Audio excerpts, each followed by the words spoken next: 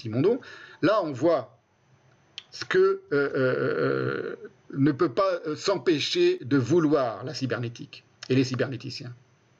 C'est mettre la philosophie au pas, ce qui s'est fait de manière évidente, et ce que analyse et explique en détail Heidegger, ce qu'il appelle lui la fin de la philosophie. Mais ça vient évidemment de bien en amont, c'est pas la cybernétique qui a mis la philosophie au pas. La philosophie a laissé la place à la cybernétique, comme l'explique très bien Heidegger, pour des raisons qui tiennent à l'essence même du logos, tout simplement, en Occident. Alors Earle reprend pied à pied cette candeur intellectuelle de Simondon, qui n'a évidemment pas davantage de raison d'être en 2009, lorsqu'il écrit son texte sur Husserl, qu'elle n'en avait en 1958, après quand même 2 guerres mondiales assistées par la technologie et des métastases génocidaires sur toute la planète, en 1958, lorsqu'il écrit ses fadaises, le Simondon. Contrairement à ce qu'affirment sans preuve tous les turiféraires de la technique, la critique que la pensée peut et doit adresser à la cybernétique n'est pas retardataire, mais au contraire en avance sur le constat que les cybernéticiens tardent à tirer de tous les ravages associés à leur inutile et mortifère joujou commandité, financé et récupéré par tous les organes possibles de domination politique, économique et militaire, ce qu'eux affublent de concepts ridicules, de néo-machines, de transmachines, machines non triviales, etc., pour dissimuler, pour recouvrir le fait que ce sont des machines de mort. Les machines cybernétiques sont des machines de mort, d'emblée. On en revient au fond toujours, comme lors de la 36e séance que j'ai consacrée aux maths et au rapport entre les maths et le mal, à la vieille question de la sourdinguerie des technophiles à l'égard du mal. Ils ne voient pas où est le mal, comme je dis, ils sont sourdingues à cette question-là. Ce n'est pas une question cybernétique, évidemment. Alors, je vais citer à ce propos une phrase, un petit passage de Lacan qui date de 1974, et je remercie à cette occasion Rudy Goubet-Bodard. C'est pas la première fois qu'il m'envoie des textes de Lacan ou des extraits de Lacan que je ne connaissais pas et du coup qui illustrent parfaitement ce que je dis. Donc je remercie Rudy Goubet-Bodard.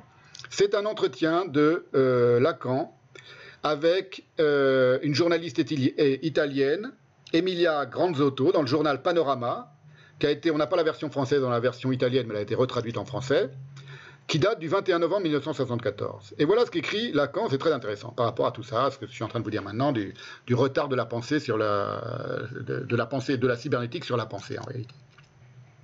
Pour moi, dit Lacan, l'unique science vraie, sérieuse, à suivre, c'est la science-fiction. Pourquoi, vous savez, je fais juste pourquoi j'aime tellement citer Lacan?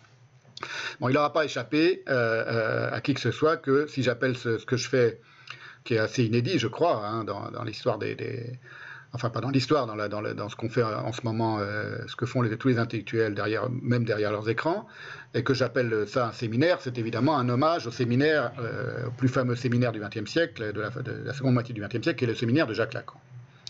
Pourquoi je cite si fréquemment Lacan? Parce que j'aime tellement cette manière de penser qui n'est redevable à aucune science, à aucune philosophie, et qui, en revanche, examine beaucoup la science et la philosophie et qui fait fond sur une fantaisie essentielle, enfantine même, dit Catherine Millot, qui évidemment a très bien connu Lacan et qui a tout à fait raison, et qui, moi, me convient d'emblée et me plaît énormément. Et c'est comme ça aussi que l'on pense. Donc c'est pour ça que je cite souvent Lacan, et que j'ai cité souvent Lacan dans ce séminaire, parce que c'est une manière non cybernétique et profondément géniale, évidemment, de bondir dans la pensée.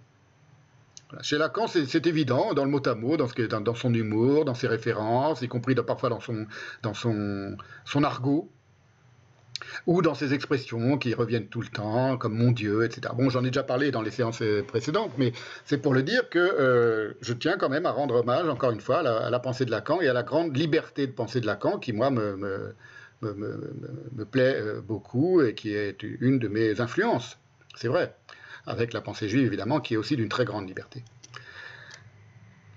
Alors je continue. Voilà ce que répond Lacan à cette journaliste italienne le 21 novembre 1974. Pour moi, l'unique science vraie, sérieuse, à suivre, c'est la science-fiction. L'autre, celle qui est officielle, qui a ses hôtels dans les laboratoires, avance à tâtons sans but et elle commence même à avoir peur de son ombre. Il semble que soit arrivé aussi pour les scientifiques le moment de l'angoisse.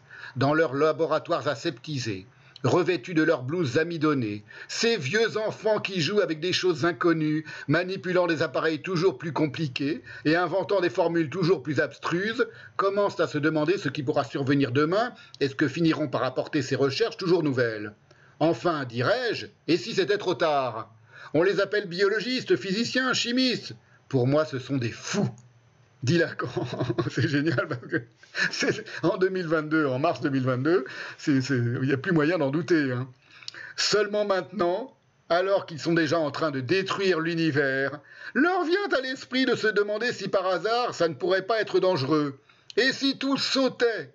Si les bactéries aussi amoureusement élevées dans les blancs laboratoires se transmutaient en ennemis mortels? Jacques Lacan, le 21 novembre 1974. Si le monde était balayé par une horde de ces bactéries avec toute la chose merdeuse qui l'habite, à commencer par les scientifiques des laboratoires. Fin de la citation. Je vous enverrai dans la lettre d'information qui annoncera cette séance le lien pour la lire en ligne. Voilà. Là, on voit ce que c'est qu'un penseur, ce que c'est qu'un génie. Vous voyez, ça peut être un Heidegger parfois difficile à comprendre dans le mot à mot. C'est pas toujours facile, souvent. Et puis ça peut être quelque chose d'aussi simple que ce qu'est en train de dire Lacan ici, qui était évidemment un grand penseur et qui avait parfaitement raison. Il y a ainsi qu'à ricaner ou à vomir en lisant la description du rêve de Simondon à la fin de son introduction. Je l'ai lu tout à l'heure.